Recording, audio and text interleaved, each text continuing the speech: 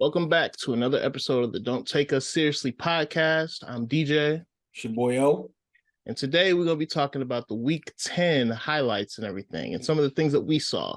Also, don't forget to like, comment, and subscribe if you guys like what you guys are hearing. But let's get into it. So these Bucs, are they back? I know they ain't never left. That's all I'm saying. I know they've been here the whole time. Brady never slowed up. Brady was ready. They got a little cute when they try to act like the Browns and do an Amari Cooper pass with Leonard Fournette to Brady, but there's a 23-year-old cornerback out there that just had a little bit more left in the tank than the old dog in Tom Brady. But I know they back. Honestly, bro, I agree. I don't think Tampa Bay ever left.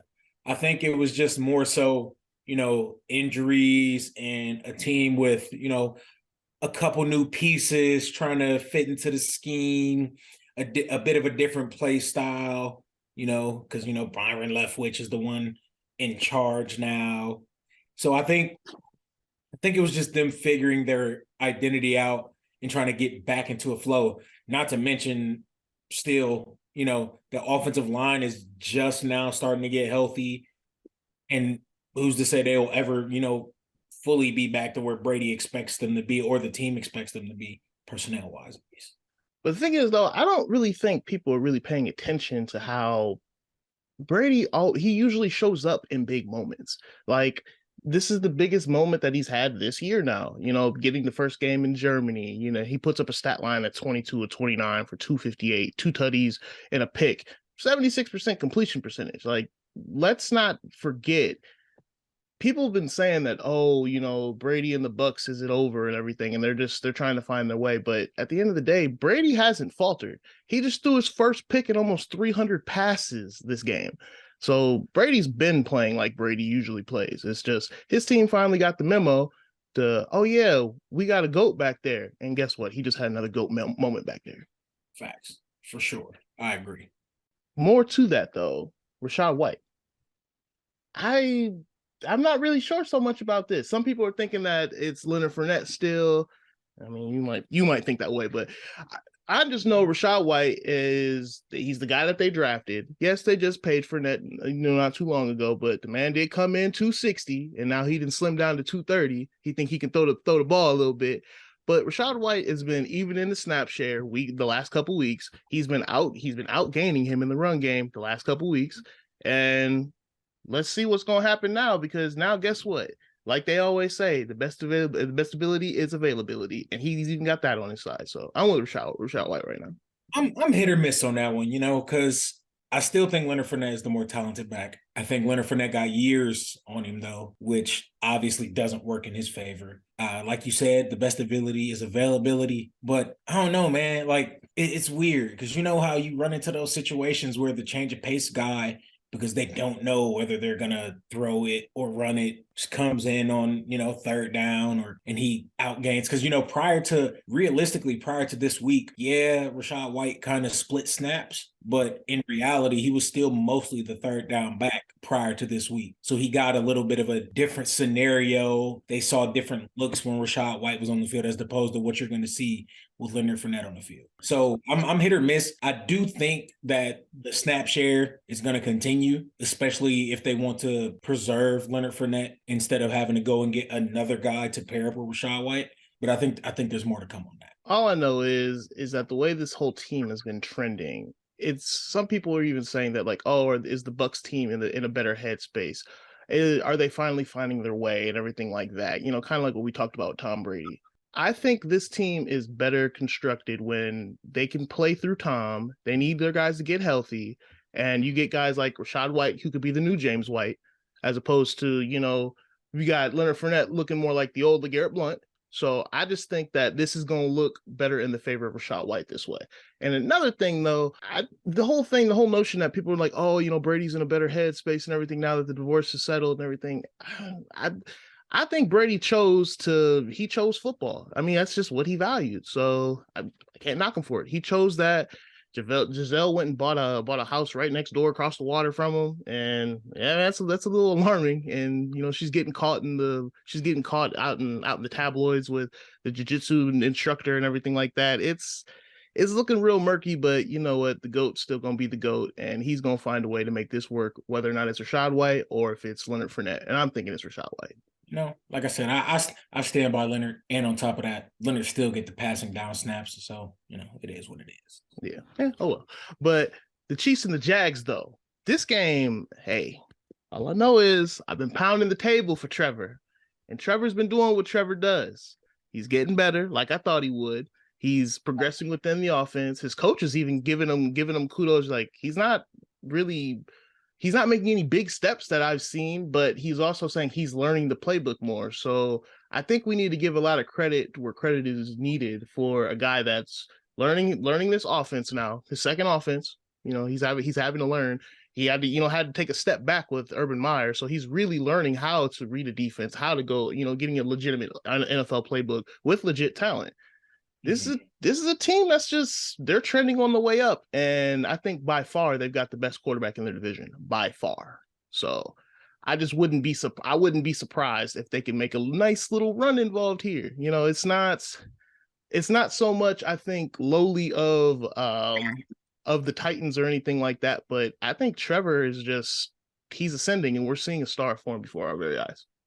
I don't particularly disagree. I think Trevor he's making strides. I'll agree to that. I don't know if the progress that he's making is as significant as the world is making it seem, because it's still not panning out the victories. But I do see him making progress. I do see him making less mistakes. I will give you this victory. That's all you're gonna get out of me from that, though. Hey, all I'm going to say is we saw Josh Allen go through this. They wasn't getting wins. We saw Justin Herbert go through this, not getting wins last year. All I'm saying is sometimes when the switch is flipped, it doesn't always mean the switch is flipped in the win column. Sometimes it just means that the player really realizes I'm that guy. Like, oh, I am really picking up on this. And hey, when this stuff happens, he hasn't thrown any picks in the last 2 games. He's thrown above 70% completion percentage last 2 games. Hey, all I'm saying is it a ride? Yeah, sure. But I think this is a ride I'm going to stay on for a while. I respect it. I respect it. You chose your guy. He's panning out the way. I can't argue it. Yeah. Oh, well. But for Tua, though, Tua has been looking more and more like an elite quarterback in some people's eyes. You stop you right there. Let me ask you this. The same argument that we've made about Alabama quarterbacks for a decade now is what? That they perform elite when they have elite talent around them, right? Mm-hmm. When Tua had solid talent around him, he performed like a below par quarterback. He has elite talent, 2 of the top 25 receivers in the league, an offensive line that's not getting him touched. They went and traded and got a running back that's stole the previous running back spot for the second time in his career. I'm a pause on that one right there. I'm a pause on the Tua is elite. I'm good on that one. I agree. Tua's not elite, but what I think Tua's better than what we expected. I think coming out, people thought he was going to be elite. No, he's not in that top 2, 3, 4 quarterbacks. But he's probably in the next set, which, if you think about it, that's still worth, where he was drafted. That's still worth the pedigree and everything that's involved, because he's still throwing above 70% the last 3 weeks. He's on pace for over almost 5,000 yards. I mean, over 40 touchdowns, and that's with him missing games right now. So it's looking more and more that Tua is a guy that's in the right situation with the right system, with the right talent. He can perform at a very high level. Let's not forget, we saw Matt Schaub, though, put up 4,400 yards in a season and nobody says Matt Schaub is elite at any point in time. He was never a top 5 quarterback in his career. Mm-hmm. So, hey, we know Tua is I know he's better than what we thought he was going to be, but no, he's not an elite guy. He's not. He's got Tyreek Hill, Jalen Waddle, Jeff Wilson, Raheem Mostert, Mike Gesicki, and let's not forget, he's got Mike McDaniels, who's been calling up tremendous plays. What was you saying earlier about let's talk about the fact that he only got eyes for 2 people on the field at all times. Yeah. He 2 receivers that are the most targeted and has the most balls caught in the league. 2 of the top 5. Hey, the numbers are right there. If this doesn't draw up to be a great situation for Tua right here, like the way it's laid out, hey, sometimes we just got to believe what we see, but it doesn't mean that it's everything that we think it is. And on top of that, no, we're not discrediting. We're not counting his situation against him. It's just we're evaluating him based off what we see, not the hype. Right. But all right, I'm gonna give you your time now. Yeah, I've done it. I've done enough slander, so I'm gonna go ahead and I'm gonna give you the floor for your victory lap for your Vikings. Hey man, if there's a team in NFC aside from the Falcons that I'm a fan of, it's Minnesota. And everybody that know me know that. And I'm not saying Kirk is him. Because he ain't. And I'm not saying they got the best defense in the league or in the NFC definitely don't. Division. But they doing a damn thing. They show up when they have to. They turn it up. They play ugly football, but they win. That's what matters. And win, baby, win. Yeah, all right. That's what matters. Yeah. All right. They've been winning. They've got the most important column that matters in the W column. But I'm going to completely dismantle this whole last week because this was their first win against a team that was actually a legitimate contender. But these are some of the factors that played into this game that they played against this legitimate contender. Oh, guess what? They played a hurt Josh Allen, who had just had an elbow injury the week before, and they didn't know if he was going to be there for this week or even next week, but he's gutting it out. He's making it work. Also, look at this. Dalvin Cook had a breakout run. What is it, at the very end of the third quarter when they was down 17, when they was looking real dead in the water? You get plays like this sometimes that happen in the course of a game that they completely swing the momentum. Up until this point, Kirk was looking real pedestrian. He wasn't doing all this like he was doing the week before, was he? Kirk was looking real average. Oh, and then look here. Devin Singletary had a fumble that happened while they was marching down the field right outside the red zone. They was gashing them through the run game. And you know what? That kind of squandered them from running when the going got tough late down the stretch in the fourth quarter. That may have switched the flow of the game if it wasn't Josh just throw so much when it came down to the last couple drives. Mm-hmm. Also, I'll give. You got anything else you want to say? Oh, I got more. Oh yeah, I got a couple more. Also, Justin Jefferson. He was a phenomenal. There's no question. There's no question about that. Justin Jefferson did his thing. He had the catch of the year. And he also, in doing so, he squandered probably the catch of the game in Stephon Diggs on a big third and long situation that he went up and snagged with a one-hander. So, hey, they had everything go their way. And everything swung the pendulum their way. And let's not forget 2 more little things. Josh Allen had 2 costly picks that were in the end zone. This is looking like a little bit of a trend. So they caught him on the downswing. We mad at Minnesota for playing the hand they was dealt. That's what it sounds like. I'm saying they capitalized on an opportunity. Wait. What's one of the biggest things in the football game? Capitalization, right? Utilizing when a team does things to your advantage, right? That's the way the sport works, right? Last time I checked. You're right. That is the way the sport works. But the way that the question was situated, the way that it was last week, it was, are the Vikings contenders? No. When you think the ball gonna bounce this way, this many different times for them in the playoffs, you're gonna have to just go out there and beat the team. You're not gonna have the team give you the win like the Bills did. I don't think the Bills gave them the win. I think Minnesota played to the level necessary to capitalize on the situations that were in the game. I look at Kirk Cousins' stat line, and I know that he didn't capitalize. He was given that. Although all the way up until the third quarter, he was looking real, like you like to say, Jimmy G-ish in that game. That was dealt to him. Hey, it is what it is with it. But I'm gonna hit you with 2 more little things though. Let's not forget that this is the same Vikings defense that is dead last in red zone defense. So, hey, they can make it happen when it's between the 20s, but as soon as you get in the 20, you can guarantee some points out of that thing. So you put that on there, and then as well as the whole thing, I'm just not going to forget about the fact that this team has had a cakewalk. but they making it work. So I'm gonna get off mine. I'm gonna give you some praise right now. Diamonds dancing on you like Big Kirk, baby. Yeah. Diamonds dancing. What you got about these Colts, man? Honestly, man, that situation is I don't understand it, man.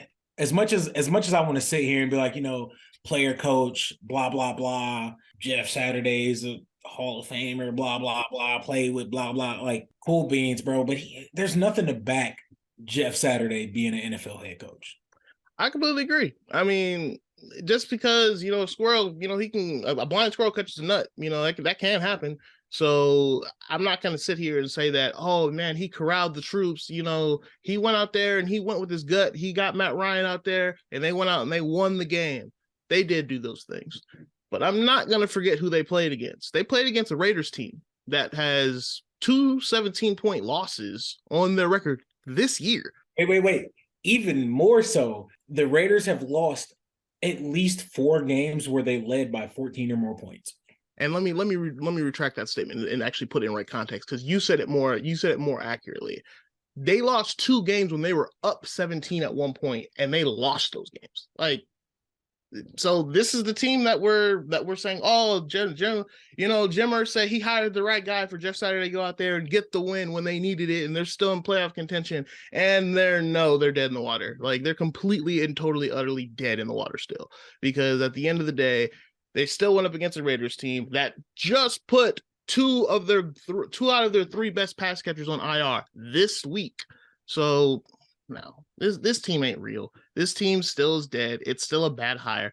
Give it time. Just just let it rest. Let it rest a little bit. Let the breeze just go ahead and play through it. I'm not going to qualify it as a bad hire yet. It's just, to me, it's still an unjustified decision. I agree that it's an unjustified decision, and I also agree, if it looks like a duck, if it quacks like a duck, it's a duck. So they suck, and that's a bad hire to me. I can't argue that. But just like about the Colts that we were talking about, let's also swing it back and talk about some of the things with these Raiders, with Derek Carr. He had a big emotional interview, where he's defending his teammates and everything. He's defending his coaching staff, and he's talking about how hard it is for this loss to happen. It was a real human moment. It actually was. It was touching. It was something that shows that it's more than just a game to him. It's a true community. It's a team that's out there. They're pushing through. They're finding ways to practice. They're finding ways to make it through the week just so they can get out there and be out there with their brothers. But that doesn't fear me. Yeah. Ain't nothing to me. Because Derek Carr want to be out there crying, but he don't want to be out there improving his play. Yeah, I mean, at the end of the day, they're getting paid millions of dollars to win. They got to go out there and they got to produce. At the end of the day, this team was highly touted coming into the year. They made a bunch of coin flip wins last year with a team that wasn't as talented, and then they went and added talent, and now everybody thinks that, oh, that means that they should be a playoff team now. See, I'm like, I would give a damn if it was like, I know everybody's seen the video. What was it, last week or 2 weeks ago? Buda Baker in the locker room going off on the Arizona Cardinals. And he was like, I'm tired of this shit. I'm tired of losing at home. I'm tired of losing games. When your play matches up to the emotion, it gives it substance. Yeah. I mean, at the end of the day, this team hasn't had any play to give it any substance this year. They had what? They had some Josh Jacobs moments that pushed into some real legitimate wins for them, because he was running like he was out there looking like Edgerrin James, like he was looking like Walter Payton out there. It was definitely a moment in time for Josh Jacobs. But I'm also not going to forget that this team is bad. This is a terrible defense that teams just go off on, and through the air or on the ground. Let's not forget that the best wide receiver in the NFL has 4 games in the year with less than 40 yards. Hey, I mean, like I said before, though, when you got a team that they just put 2 of their best pass catchers on IR, and they've been in and out of the roster all year, that's not gonna equate into production coming from him. And this team, they just aren't very good. So as much as I admire his willingness to back up his team and willingness to back up the coach, the owners coming to back up the coach and everything through it all, his team, man, just throw them in the trash. They're done. They're dead. They're not good. And hey, it sounded real good, Derek, but they're not good. They suck. That's enough about these Raiders and Derek Carr and everything. Or is it? Because now it's time for the Cook segment. We get to talk about some of these teams that we know they're dead in the water. We know they're done. It's the season, it's right around turkey time. So we here to cook some of these teams some more. And just like we was just talking about the Raiders, it's time to cook them now because, like we mentioned before, they're done. They suck. Derek Carr, he's a pretty good quarterback, but man, it don't matter. They don't have a pretty good defense. They got a bad defense. Their running game's going back to what it was. Too many injuries. They got too many people on the IR list and not enough people on the field that actually matter. So they're cooked. And not to mention their schedule. It ain't easy the rest of the way. They still in the AFC West, so yeah. We saying arrivederci to that boy Matthew Stafford and them Rams. Yeah. Yeah. That man got the most targeted wide receiver in the league, and now he got his ass out here running around on the bum ankle. Yeah. Matthew Stafford ain't looked like shit without Cooper Kupp all year. And now he really ain't got him. Yeah, and it makes it even worse too, because man, Cooper Kupp was really pretty much the only saving grace to that team. They don't have a run game because they don't have an offensive line. They had people retire, they lost people, injuries had them lose people. Even have another wide receiver worth right. it. Right. So now they have to settle for Matthew Stafford, who's also, nursing injuries all season. He's been nursing injuries, gutting through it. And is no longer worth a damn. I'm not gonna go that far. I still think he's a serviceable quarterback in a bad situation, but that's a whole nother topic, a whole nother day. What we're going to talk about though with that is more or less that he's now throwing to Allen Robinson and Van Jefferson. I mean, nobody can do anything with what this is at this point. I don't care if it's Sean McVay back there or they could have some other young boy genius back there making this stuff happen. It ain't working with this roster. Hey, hit them boys with that little B. Yeah, because they cooked. I want to hear what you think about the Browns. You had some very strong opinions on cooking the Browns earlier. Lay it on me. Let me hear what you got. Yeah. Off camera, I was talking all that mad stuff about the Browns. And on camera, I'm going to say the same thing because I call it like I see it. Dad, I'm sorry. I'm very sorry to do this. But these Browns are done. I don't care if it's Benedict Cumberbatch's Sherlock Holmes. It can be Watson. It can be Deshaun Watson. It don't matter. This team is cooked.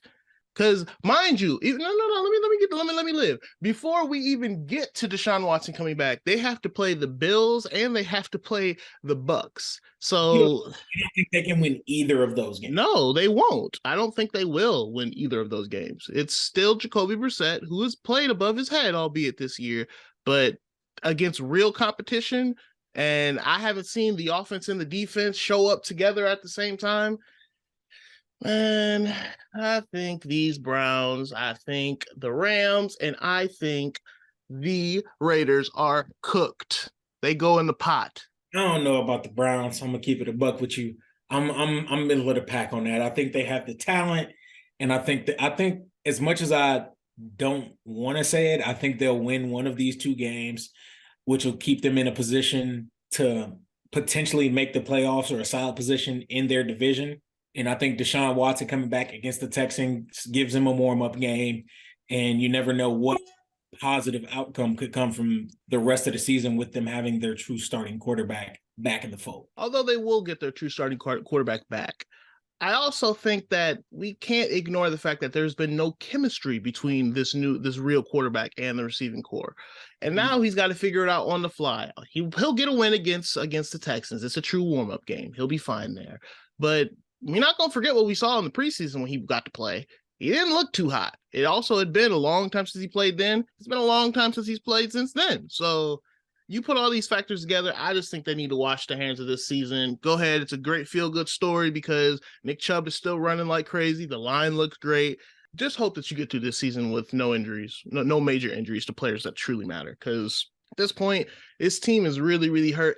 And let's not forget that there's a Ravens team that is all in the way of them getting to the top of the division. So I'm not going to forget about that because the Ravens, my team, is still here to stay. They're making it work. They're making it happen. They got Big Lamar, who's still trying to get that big bag. You know, he's trying to tote that bean all the way to the bank. And I'm pretty sure he's going to hold the line so that the Browns don't make it into the club, which is the playoffs. I ain't gonna argue that. You got that. It is. Y'all probably will win your division. That don't mean too much of shit. But somebody hit me up earlier and they said, do you think it was too early for us to fry Aaron Rodgers in the pack? What you think? These Packers are signed, sealed, and delivered to the pot still. They still cooked. Now it's just on slow cook mode. We saw what they just did yesterday against the Titans. They laid that big old goose egg.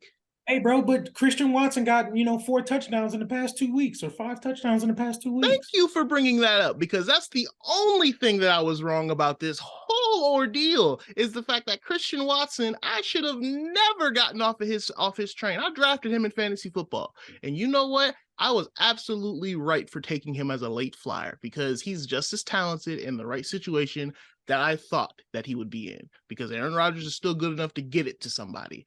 But that doesn't mean that he's good enough to carry a downtrodden, injury ravaged team to the playoffs. They got to your credit, they got a behemoth in their way in the Vikings. That's a true buzzsaw that's just gonna rip through them to shreds because their defense is hurt. They're missing Rashawn Gary. They're missing the starting middle linebacker. I'm forgetting his name right now. I think it's Devondre Campbell. They're missing him. They're also missing Eric Stokes, the number 2 corner on their team. They got injuries at all 3 levels. I mean, how are you gonna make this happen? I mean, Aaron Rodgers, it's not like he's Brady. Like, oh, some people would say for so long, Aaron Rodgers is better. Oh, guess what? Brady was making a lot happen with a bad team. And now look what Aaron Rodgers is doing with a bad team. Oh, he can't get it done, and he ain't gonna make the playoffs. They're cooked. I agree. You hit all the point. You covered all my points. Well, I will hit one more point though for you. The whole thing about Aaron Rodgers and the ayahuasca thing, he's just a true mushroom. He's a true mushroom head because it's been a whole yell down effect that's been happening with the Packers right now. Because you look at Aaron Rodgers was yelling at his coach. Okay, he was yelling at Matt LaFleur, and then turn around and they go and now they're releasing the likes of Amari Rodgers, albeit he's had fumbling issues, as a kick and punt returner, and then they release a third string running back. Oh, okay, all right, maybe it's a little trouble in paradise. And then coach is saying it's a privilege to play for the Packers. Privilege.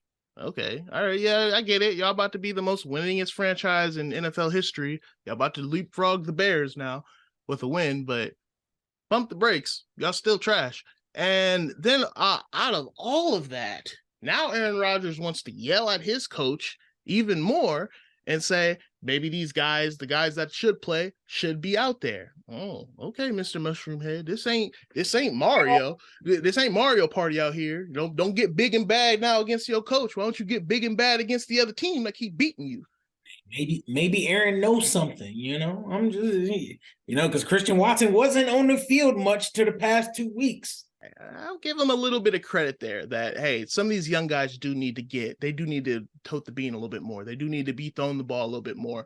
But like Lil Wayne was just saying, we should have traded 12 a year early. And guess what? They should have. Maybe they would have got something for him because like Bill Belichick normally does, you sell a guy early. You don't sell a guy later because you ain't going to get nothing really for him now. They turkey soup. But for the real talk, it's been real fun for some of our topics that we've had today. For this real talk segment, we're going to talk about a team that we've told y'all in the past, they're for real, but we've been on the down low a little bit about them because they've been hurt. They made the C-Mac trade and everything. Now they're getting healthier. Now this team is really coming into the fold. We're talking about the Niners. These Niners is real strong. They're real solid. What you thinking about these Niners? I'm going to tell you the truth, bro. I don't got the Niners losing another game this year. I think the Niners are the best team in NFC. Yeah, the Eagles, blah, blah, blah. Man, that don't add up to much for me. I think the Niners, when healthy, have the best roster. That defense is absolutely disgusting. The offense, personnel wise, creates a mismatch for every team in the league. And really, the only, I guess, miscue I would say I have on the Niners is Jimmy Garoppolo. But in that same breath, we've seen, sadly, Jimmy Garoppolo win games with a significantly worse roster. Yeah. I mean, I think I would even go as far to say that I think even Baker could win with this team. That's all right, I'm going to look far.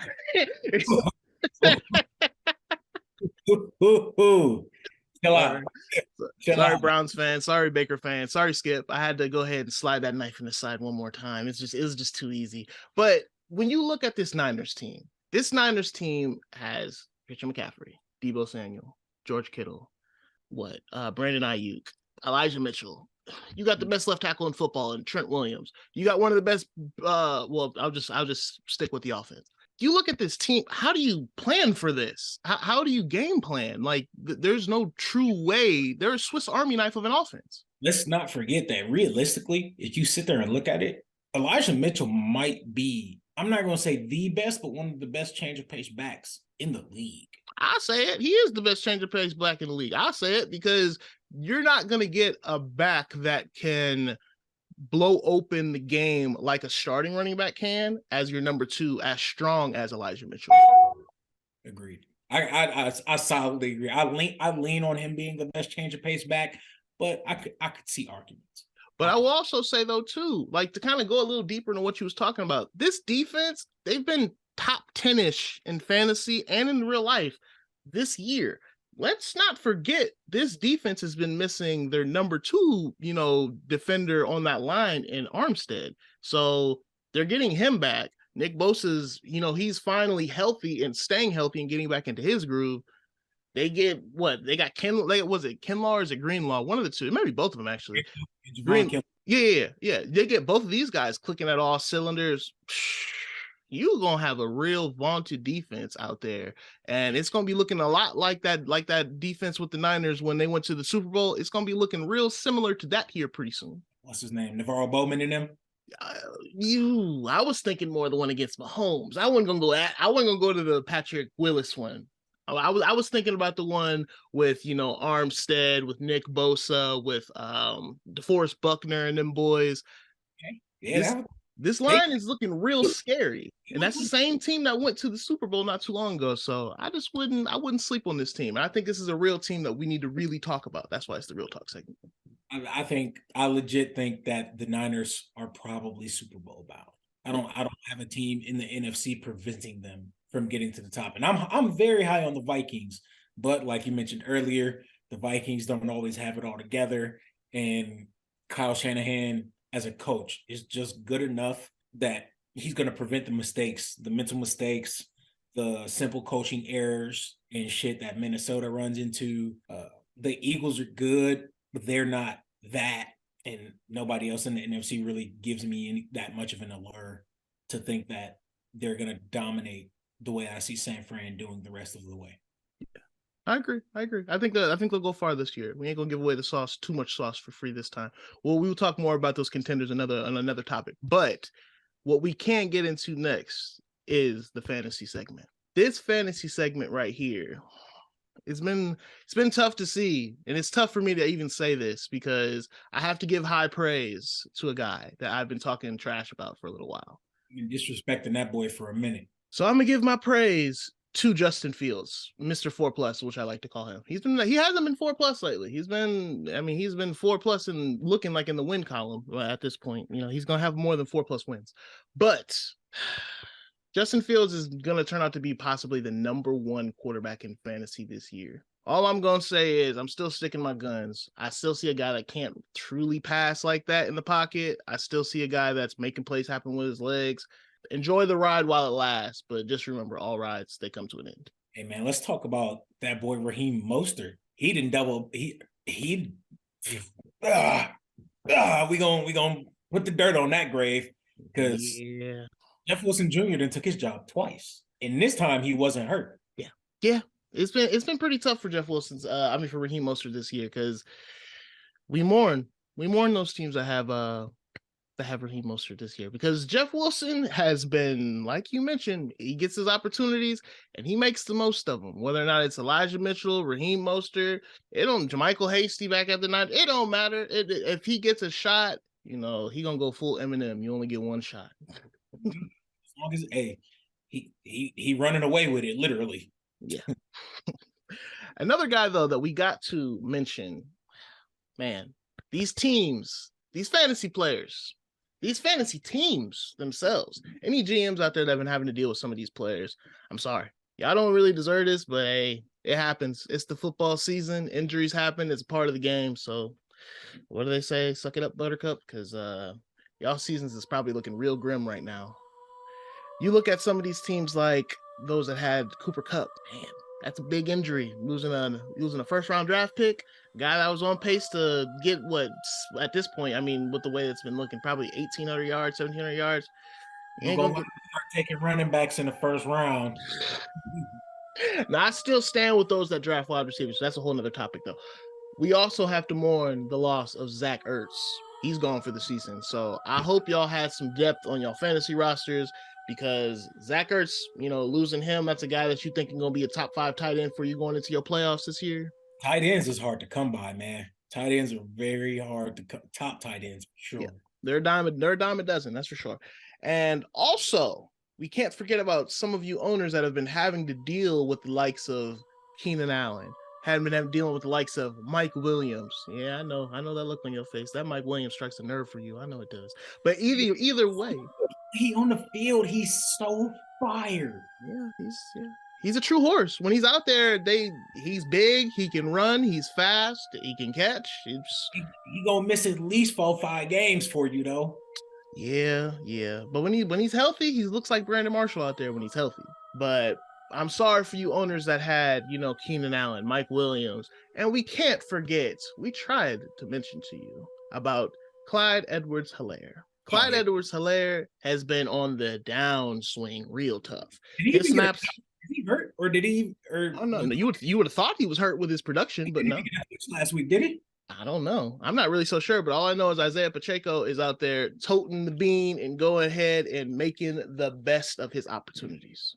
So that goes it for the end of this episode. We thank you guys all for listening in, catching in with us, and hanging out with us.